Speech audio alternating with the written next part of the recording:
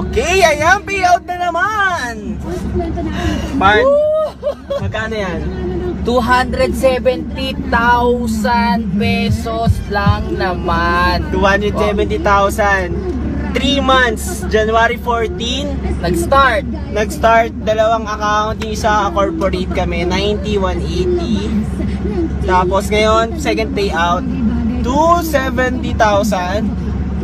Ayan, total so, magkano na pa? 400. 400,000 in 2 months. Sarap! Ano pa hinihintay nyo?